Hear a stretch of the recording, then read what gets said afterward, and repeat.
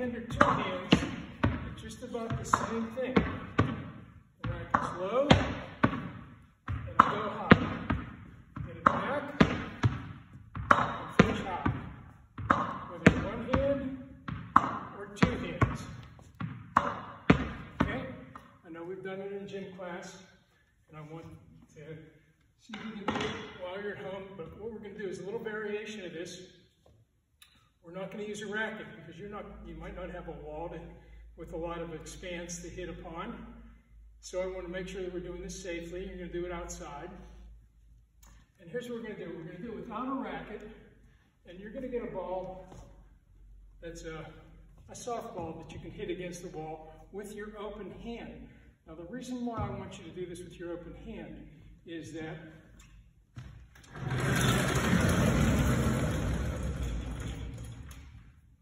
if you do this with your open hand, the form that you'll use is just about perfect when you put a racket in your hand.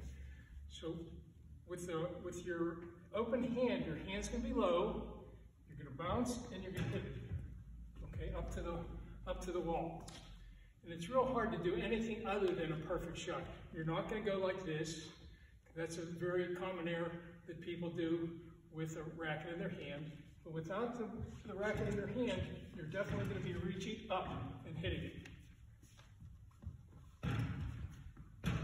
Okay? So that's the idea. You're definitely going to, the hardest part of this thing is to where you drop the ball.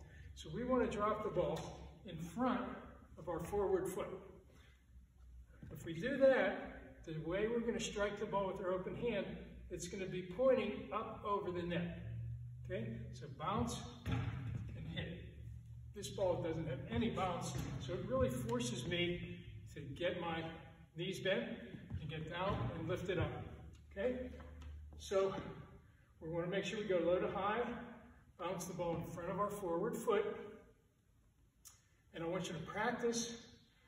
Go out to the wall that you, maybe in the garage or someplace. As long as you have a really soft ball, you're probably not going to break anything. Don't get anywhere near a window, please. I don't want any calls from your parents.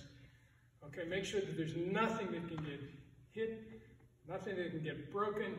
Don't do this in the house. But the first thing I want you to do is practice with your dominant hand.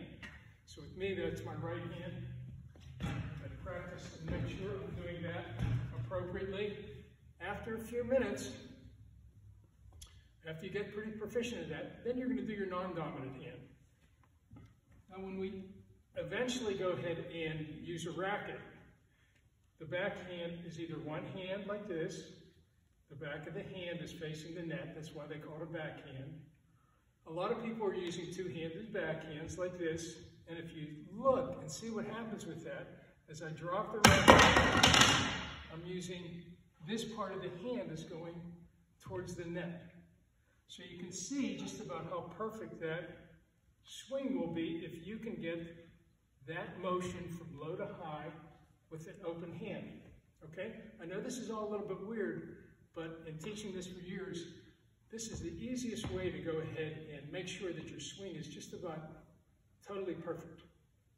Okay? Okay, so again, the most important thing will be, where am I dropping this ball? So if I make an error and I drop the ball where it's coming back like this, here's what you can see will happen. If I go ahead and drop the ball and strike the ball here, even if I have my hand nice and low, you see where it's going to be pointing? It's going to go over there. If I drop it in front of me, it's going to go where I intend it to go. So the important thing would be to hold the ball out and just release your hand. Release the grip on the ball, and it'll go basically by the front foot. And you can see how my legs are shoulder width apart. I am moving slightly forward like this. That's very important once you start playing. But the most important thing is you're going to strike the ball here. That way you get your weight moving forward whether you stride or not. You're definitely going to be having your weight moving forward. Your hand's going to be in the correct position. And the ball is going to go where you intend it to go. Okay, so once again, yeah, just go outside and practice that. And again, if we practice this for a few minutes each day. I don't have it written on here, but I did the other day, growth mindset. So what we're going to try to do is day after day, just practice a few minutes. If you go back and you practice your juggling for a few minutes, you might be working up to 3 balls. I'm getting close.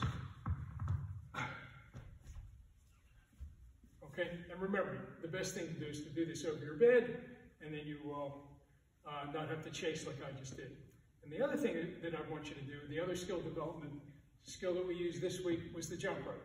Practice that a few minutes each day. You'll get a good cardio, and you'll definitely develop your skills. So those are the 3 skills so far: juggling, jump rope, and tennis. Okay, I trust that you're going to do it.